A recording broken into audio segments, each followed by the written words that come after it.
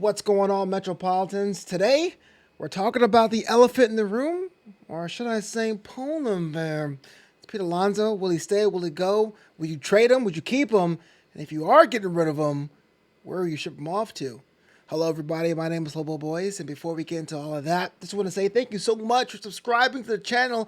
And if you haven't already and you're watching this, what are you waiting on? This is Mets Digest, a community of people like yourself who are staying true to the orange and blue. Do me a favor, hit the subscribe button, know when new content is coming down the pipe.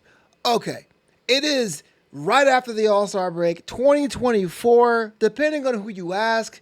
It looks like we're either a playoff team or in the midst of a dumpster fire of not being competitive.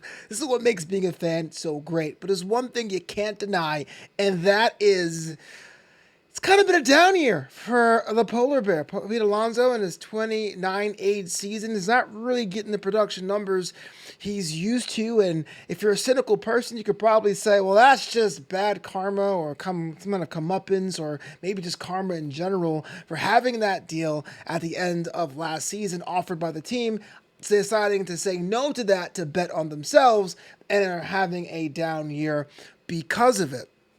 And so, even though you had someone that got selected to be our sole representative at the All-Star game, whether you like that or not, up for debate, even though you had a two-time home run champ in the midst, things don't seem to be right in Mets land. We are treading water. We're about a couple games above 500.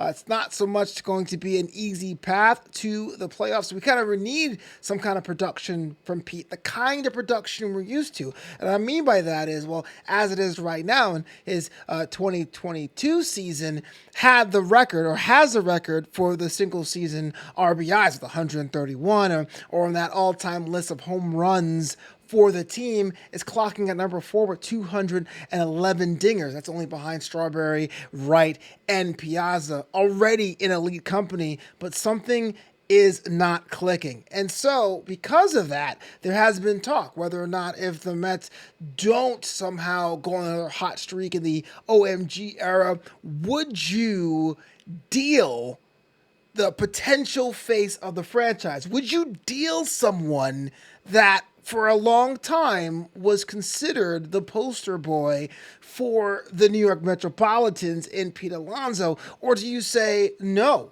And I understand there is a case for both of them. I really want to bring those up for you right here. Check this out. So the home run tally is 19, which really puts him in elite company. If you look at the All-Star the home run derby, he was not the worst one with the home run tally, but it was obviously a weak year, but it's way behind where he would be at this time. He's projected to do really more in the high 30s, even though every season before that, he was in the 40 dinger range, which automatically makes this a down year. And if you really want to be someone who's a stickler, you can say the end of 23 wasn't kind to him as well. This is already an okay, or even I say above average numbers for a first baseman, but we kind of expected more from Peter Alonso. That's why it's kind of like, oh man, what will we do? And I understand the backlash has kind of come from the All-Star selection. I guess we'll get into that right now. It was the situation where people thought it should have been Nimmo, it should have been Lindor, which on some levels I agree. I do think Lindor is somebody that deserves an opportunity to play in the All-Star game. He hasn't yet, and even though Nimmo was an All-Star before, he was giving up numbers that if we only had to pick one representative, it would have been one of the two. I say throw that out. Because frankly, if someone gave me the opportunity to go to the All-Star game, I'm going to take it. You know what I mean?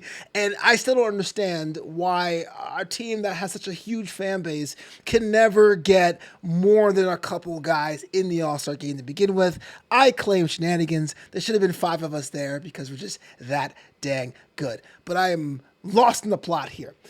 Well, we have a situation where the backlash is coming from the fans, is what I'm saying. With Lindor and Nimmo not going to the All-Star game, there really seems to be a return for Pete over the past couple weeks, and coupled with a cold streak that is pronounced. Maybe not as cold as Francisco Alvarez right now, but when he comes up the bat, it isn't really so much a surefire dinger machine from before. Like I was saying in a previous video, there was talk 2 months ago of hiring JD Martinez to protect Alonso, and now it's the opposite. Alonso is there to protect JD Martinez, who has his own struggles. So that's something that makes you wonder whether or not it's sustainable if we do not somehow right the ship when it comes to what our plans are for the trade deadline. I still think we're buyers.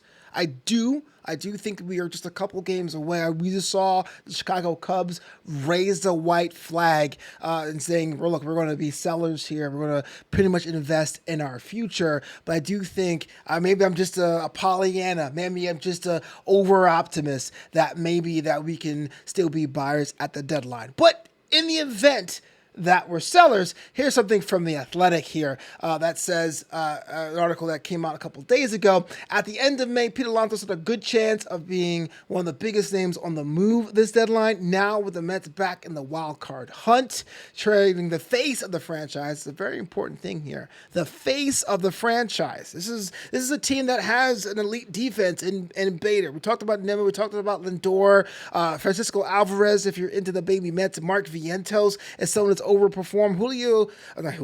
Jose Iglesias.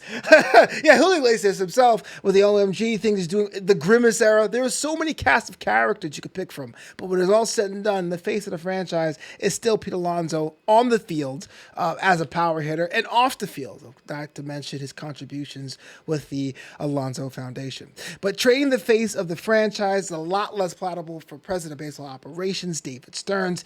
In the event things go suddenly significant southly for New York, Alonso could still fetch a nice return in his walk year. It hasn't been a vintage season for the first baseman after averaging 44 homers and 11 RBIs in the first 5 years. He's on pace for 32 dingers and 86 driven in. Again, these are numbers that a whole slew of teams would like. And the article actually goes on to say some potential landing spaces for Alonso. If you don't have The Athletic, I'm not an affiliate with The Athletic. I am a subscriber, though. I do recommend if you can swing it. I mean, sure. But I would just pretty much distill it here when it comes down to potential landing spots.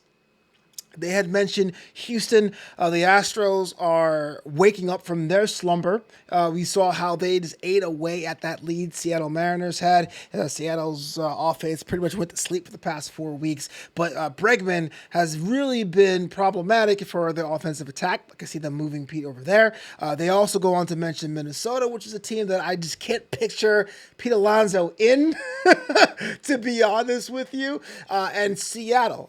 Seattle's another thing, the opposite side of the AL West, because of their offensive woes. The whole team seems to be asleep, but Ty France specifically was outrighted this past weekend. And as I record this, there were reports about him cleaning out his locker. It looks like it's pretty much going to be over for them in Seattle for Ty France. And so if you were to move Alonso, these are places that you could actually put him, that could actually be used as it is right now, even in a down year for us in New York. But I gotta say, though, when we talk about betting on ourselves or betting on themselves, we think about how it can go right for someone like Aaron Judge, who turned down an offer from the Yankees, pursued the Triple Crown, didn't get it, but got the bag, as the kids say, and is the captain of the team. Pete Alonso made a mistake, I think, maybe, or maybe not. Maybe let me know what you think if you disagree with that, with not taking the offer he was given. But I understand. I understand going, look, I'm 29 years old. I basically was the flag bearer for a franchise that was dysfunctional. You got to think about the tail end of the Wilpon days. Being able to stick with it. I have a presence here. My family's here. My foundation's here. I want to be able to get free agent money. I can't knock that because you can't play baseball forever, but you gotta back it up, and that's something we haven't seen. So, with the Athletics saying Houston, Minnesota, Seattle are trade targets with Alonso in a down year, I can see the Mets moving them, even if it's at the weird moves to have him as a rental to get him back in free agency. I could see that. or I could see him keeping them as well. Hey, look, we're still a couple games above 500. We still just need one or two pieces, particularly in the pitching scene, or whether it's another starter, whether it's definitely a couple arms in the bullpen, especially lefties. Maybe we should hold on to them. So it is kind of a touch and go thing. The trade deadline, as I record this, is less than 8 days away. A decision has to be made. I wonder where the polar bear is going to go. You know what? You let me know, because if you're watching this right now, you made it to the end of the video. Thank you so much. Let me know in the comments below. Would you trade Alonso? Would you keep him? If you were to trade him, who would you ship him off to, and what would you want back? If you're keeping them, what would you do to get Pete back into the form we've seen and appreciated way back in 19 and 20, 21, and definitely 2022, that magical season, which I feel in the alternate universe we would have been world champions. But that is another issue for another time. My name is Flobo Boys. Thank you so much for checking this out. This is Mets Digest. Subscribe if you haven't already, and I'll catch you next time.